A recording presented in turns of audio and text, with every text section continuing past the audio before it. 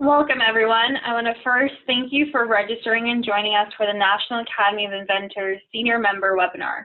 My name is Jade Stewart, and I oversee the Fellows and Senior Members programs as the Program Manager of the NAI. With me is Jackie Berkeley, Senior Member Coordinator, and today we'll be reviewing the NAI's newest membership category, its eligibility or criteria, and the nomination process. So let's dive right in.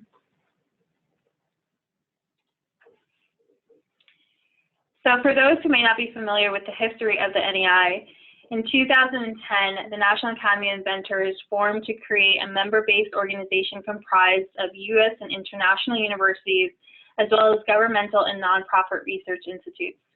Today, we have grown to over 4,000 individual inventor members and fellows spanning more than 250 institutions worldwide.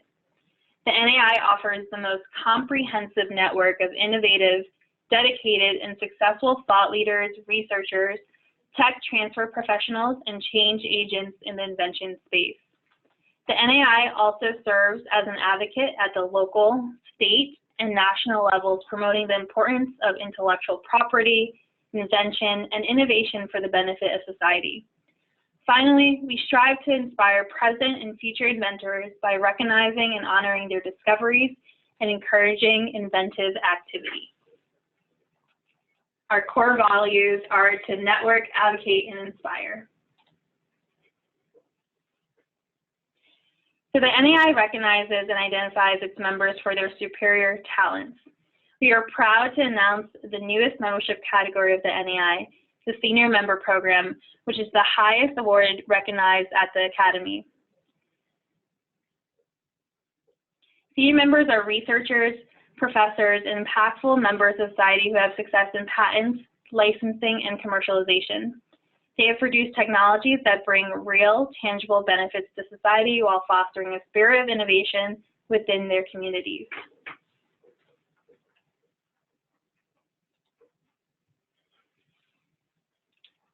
So here on this slide, we've identified a few of the benefits of becoming a senior member of the Academy. One of which is to recognize the achievements and success of the individual, provide them with access to a global network of the top innovators, and provide them with opportunities to serve on advisory committees for their peers' nominations and for the student showcase, as well as serve as review editors for our journal. There will also be mentorship opportunities for senior members to foster a spirit of innovation with future inventors through our GAIN platform, which is the Global Academic Inventors Network.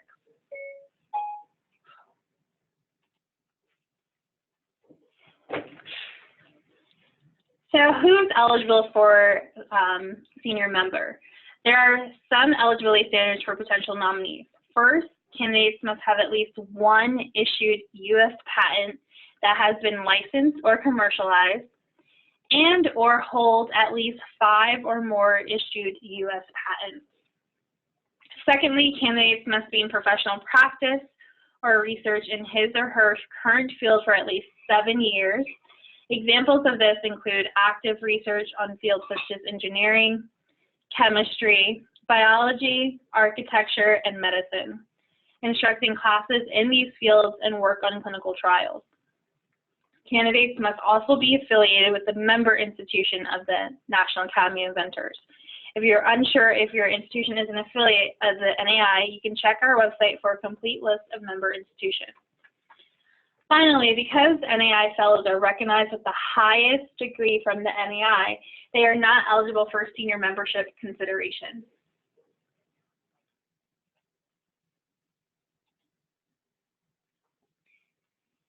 Here are the required materials for nomination.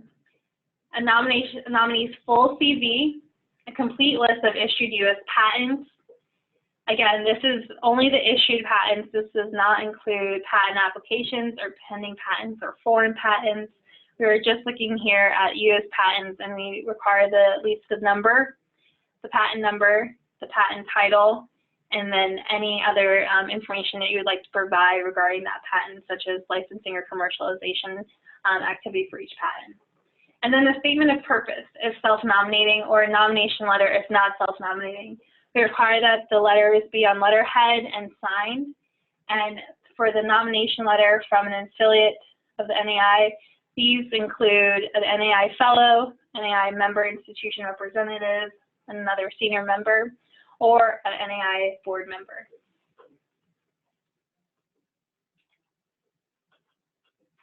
So nominations are accepted continuously throughout the year, with elections announced quarterly. Shown here is the 2018 to 2019 nomination schedule. Nominations opened on October 1st, 2018, and are currently being accepted for this period and will be reviewed by our advisory committee in January, and elected senior members will be announced in February. All nominations submitted after December 31st will fall into the next nomination period. With regards to the nomination deadlines, they will end at 11:59 p.m. Eastern on the last day of the nomination period for that given cycle.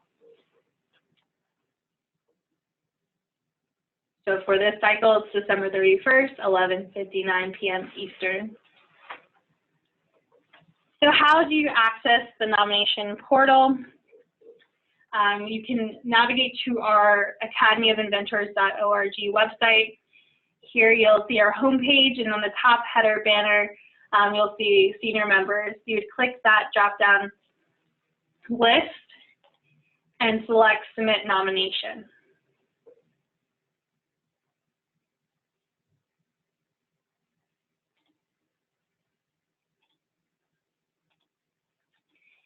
So once you click the nomination link, you'll be presented with either a form to sign in or to sign up. So if you do not have an account in this portal, it's different from the Fellows portal. You'll be able to fill out and create an account for yourself. However, you do have an account, or if it says that you have an account, you could always select Forgot Password to reset the account and log in successfully. But if you have any questions or cannot access the nomination portal, please notify myself or Jackie.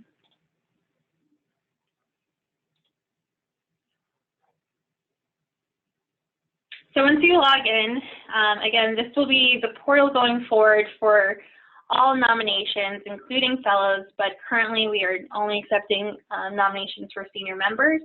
You'll see here any nominations you submitted for senior members already, or if you have not yet submitted a nomination, you can create a new nomination.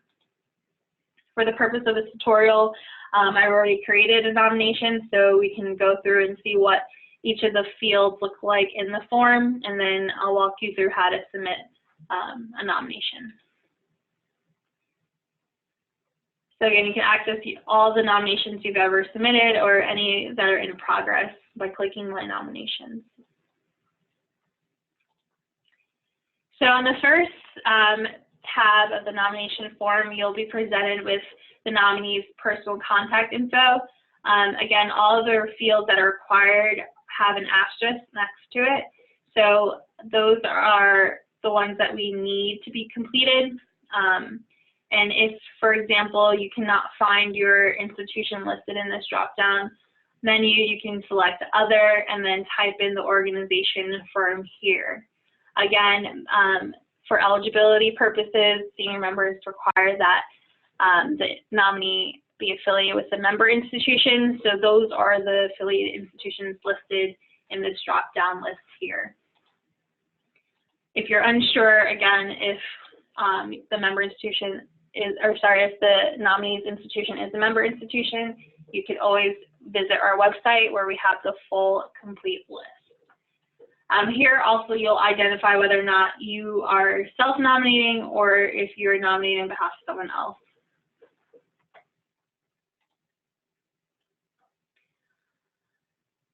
So in the summary of contributions section, here again, this is where you would highlight the individual's career and accolades in invention and innovation, specifically within his or her field. We require a paragraph on professional experience, an impact statement, and then evidence of mentorship. And if you ever have questions on what is to be included, we also have these info tabs that allow you to see what we're looking for each field. With the total number of patents, again, we're looking for the total number of U.S. issued patents. This does not, again, include patent applications, pending patents, or any foreign patents. Any of that information you could include in the impact statement, but for the purpose of this field here, we're just looking for the total number of issued U.S. patents. Similarly, if any of the patents have been licensed or commercialized, please list that number here. And then, although this is not a requirement, it is helpful to our advisory committee to see the list of patents through the USPTO database, which we have a tutorial on how to review and research for those individuals' patents. Number of years in professional practice, again, this is everything after the individual's education, so no postdoc or doctoral studies is included in this professional practice. However, we do allow for any research that was conducted during that time frame after graduation, or if the person received their doctorate after that time.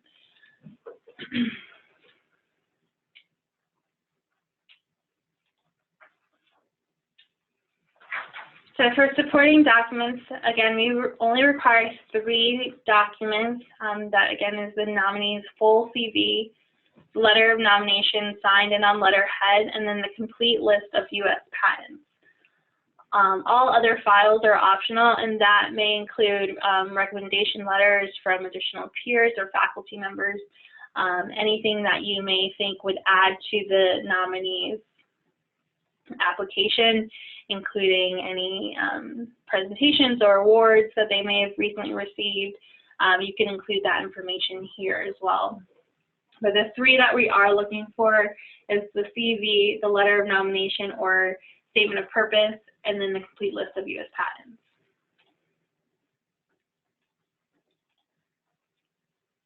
So if you have any one that needs to be notified of the nomination status once they're elected or non-elected, you can provide their contact information here.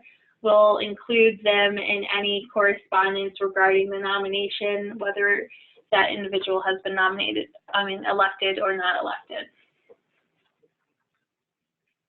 So please note, if you are not the nominee, we will not notify the individual if they are not elected. So it will be the responsibility of the nominator to decide whether or not they want to notify the nominee of non-election. Otherwise, we'll just contact the nominator listed. And then on the review and submit page, this gives you an opportunity to just confirm all of the information that you provided is true and see if there's any missing fields that you would otherwise need to update. Here it shows you the progress of the submission, so it should be 100% by the time you get to this page. The reason why it's not showing 100% for me is because I'm missing a supporting document. Again, we just require that you go through each page in the nomination form carefully to review and make sure you've completed everything and have provided all the required materials. Once you submit the application, you'll see that the nomination has moved to complete and you'll not be able to edit it any longer. Should you need to change anything before the nomination deadline for the inaugural class, for example, you would need to notify Jackie or myself of this change so we could edit on our end and manually make the update. Otherwise, we will no longer have access to the nomination. So again, if you have any questions about the nomination process and submitting a nomination, please feel free to ask it during our Q&A session or contact us directly. So after completing the nomination packet and submitting all the required materials, our team will be notified and your nomination will be reviewed by our advisory committee.